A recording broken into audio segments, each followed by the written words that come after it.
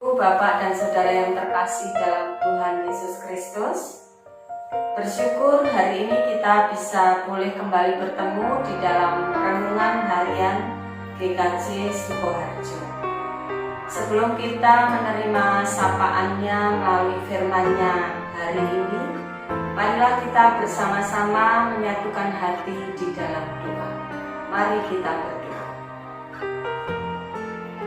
Allah Bapa, sumber kehidupan kami, kembali kami menghadap hadirat-Mu. Kami mengucap syukur ya Tuhan untuk setiap berkat dan pemeliharaan Tuhan di dalam kehidupan kami. Terima kasih karena Tuhan telah memberikan nafas kehidupan yang baru bagi kami. Apabila sebentar lagi kami akan memulai kegiatan kami hari ini dengan terlebih dahulu mendengarkan firman-Mu, kiranya Tuhan hadir bersama dengan kami, membuka mata hati dan pikiran kami, sehingga kami mampu menerima apa yang menjadi kehendak-Mu melalui firman yang akan kami terima. Berfirmanlah ya Tuhan, kami siap untuk mendengarkan. Di dalam nama Yesus kami sudah berdoa dan mengucap syukur. Amin. Bapak Ibu yang terkasih, firman Tuhan hari ini terambil dari 1 Raja-Raja pasal 18 ayat 1 sampai dengan 15. Tetapi saya tidak akan membaca secara keseluruhan, hanya akan saya baca pada ayat yang ketiga dan ayat yang ke-12. Demikian firman Tuhan. Sebab itu Allah telah memanggil Obadja yang menjadi kepala istana. Obadja itu seorang yang sungguh-sungguh takut akan Tuhan. Ayat yang ke-12 berbunyi demikian. Mungkin terjadi apabila aku sudah pergi daripadamu, Roh Tuhan mengangkat engkau ke tempat yang tidak kuketahui. Kalau aku sampai kepada Ahab untuk memberitahukannya dan engkau tidak didapatinya, tentulah ia akan membunuh aku. Padahal hamba-Mu ini dari sejak kecil takut akan Tuhan. Demikian Bapak Ibu firman Tuhan yang akan kita renungkan bersama-sama. Renungan pagi ini berjudul Mendidik dari Kecil. Bapak Ibu dan Saudara yang terkasih, hari ini saya akan mengajak Bapak, Ibu dan Saudara sekalian berkenalan dengan Obadja. Siapakah Obadja itu? Obadja adalah seorang kepala istana. Dia bekerja untuk Raja Ahab dan Ratu Isabel. Pada suatu saat, Ratu Isabel memerintahkan untuk membunuh semua nabi. Kira-kira apakah yang dilakukan oleh Obadja, sang kepala istana? Sebetulnya Obadja bisa saja mencari muka dengan cara ikut-ikutan membenci para nabi. Tetapi ternyata Obadja tidak melakukan hal itu. Obadja justru membela para nabi. Obadja mengambil risiko yang besar dengan cara menyembunyikan 100 nabi dan melindungi mereka. Bisa kita bayangkan apa yang terjadi kalau tindakan yang dilakukan oleh Obadja tadi diketahui oleh Raja Ahab maupun Ratu Isabel. Bisa-bisa ia dipecat dari jabatannya sebagai kepala istana, atau bahkan mungkin bisa-bisa ia dibunuh. Bapak Ibu yang terkasih, mengapa Obadja berani mempertaruhkan dirinya untuk melindungi para nabi? Pasti ada kualitas tertentu dalam moral dan kepribadiannya. Cerita yang tertulis di dalam 1 Raja-Raja 18 ayat 1 sampai 15 mencatat sebagai berikut.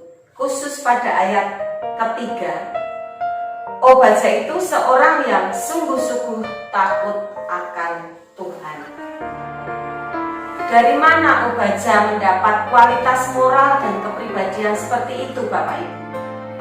Ia memberi penjelasan pada ayat yang ke-12 bagian yang akhir.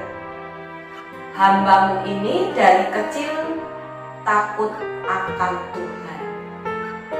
Satu kalimat pendek yang menjelaskan akar kepribadian dan moralnya. Dari sejak kecil takut akan Tuhan. Bapak, Ibu, dan Saudara yang terkasih, kualitas pribadi dan moral kita adalah produk dari masa kecil kita, bukan secara instan dimiliki oleh seseorang. Seperti tumpuan pasir yang terdiri dari ribuan butir pasir, demikian juga kepribadian dan moral kita terbentuk dari ribuan pengalaman kecil selama bertahun-tahun. Sikap jujur, adil, disiplin, rasa tanggung jawab, peduli, baik hati, toleran, berjiwa besar, dan kualitas lainnya, semuanya terbentuk dari sejak kecil. Menjadi tugas dan tanggung jawab kita sebagai orang tua untuk membentuk kepribadian dan moral yang berkualitas anak-anak kita, yaitu pewaris iman kita melalui pengalaman hidup yang kita berikan. Saya mengambil contoh bagaimana kita mengajarkan sifat jujur pada anak-anak. Mengajarkan sifat jujur bisa kita mulai dari ketika anak-anak masih berumur 2-3 tahun. Jujur berarti tidak mengambil apa yang bukan milik kita. Anak-anak umur 2-3 tahun sudah bisa membedakan mana benda miliknya dan mana benda yang bukan kepunyaannya. Akar kejujuran adalah respek terhadap atau menghargai hak milik orang lain. Mengajarkan kejujuran bisa kita lakukan dengan sebuah keteladanan. Misalnya, ketika kita meminjam benda kepunyaan anak kita, kita sebaiknya minta izin terlebih dahulu. Dan ketika kita selesai menggunakan benda itu, kita mengembalikan disertai dengan ucapan terima kasih. Kejujuran juga bisa dipelajari melalui penguatan positif, misalnya dengan memberi pujian pada anak-anak kita ketika anak-anak kita melakukan sebuah kejujuran. Contoh yang lain ketika kita mengajarkan atau menanamkan kualitas kepribadian bersikap adil. Tentu saja anak-anak belum dapat mengerti kata adil, tetapi mereka bisa merasakan perlakuan yang adil dan perlakuan yang tidak adil. Ketika kita menganak emaskan seseorang, maka semua pihak akan merasa dirugikan. Karena dengan demikian kita sedang mengajar mereka untuk boleh bersikap tidak adil kepada orang lain. Bapak, Ibu, dan Saudara yang terkasih, melindungi anak adalah baik. Namun melindungi anak secara berlebihan akan menghambat pertumbuhan rasa percaya diri mereka. Mencintai anak adalah baik, namun mencintai secara berlebihan akan membuat mereka merasa paling penting, yang dikhawatirkan mereka kelak akan mentelantarkan ayah ibunya ketika orang tua mereka berusia lanjut. Ulangan 6 ayat 7 menegaskan kepada kita bahwa ketika kita mengajarkan dan menanamkan kualitas moral dan kepribadian kepada anak-anak kita, haruslah kita mengajarkannya secara berulang-ulang di dalam setiap kesempatan. Mengajar bukanlah usaha yang hanya dilakukan sekali, tetapi mengajar adalah usaha yang tak pernah berhenti dan tak pernah bosan. Mengajar juga harus dilakukan di setiap kesempatan. Mendidik dengan seluruh aktivitas sehari-hari melalui teladan hidup nyata yang kita berikan kepada anak-anak kita.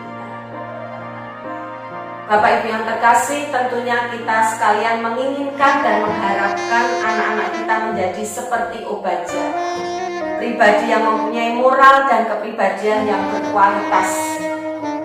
Mari kita tanamkan dari kecil, kita ajar secara berulang-ulang dalam kehidupan nyata melalui keteladanan hidup kita.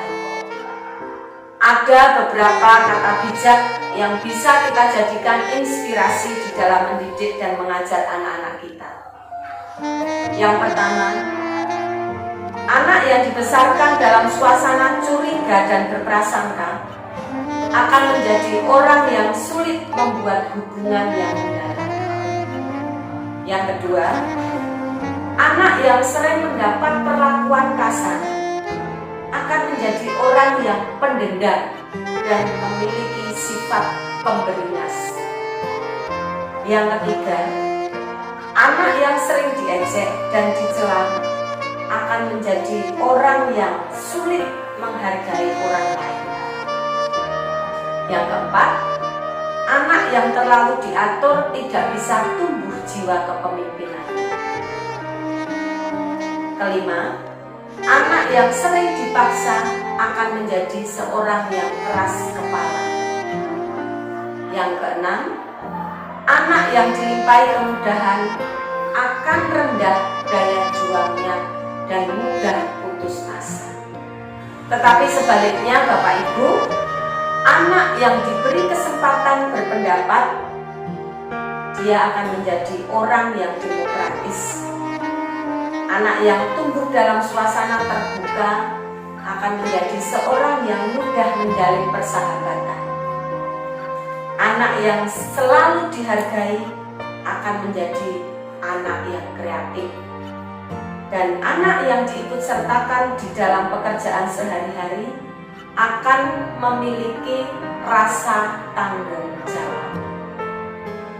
Bapak Ibu yang terkasih, mari kita kerjakan tugas dan tanggung jawab kita sebagai orang tua dengan baik.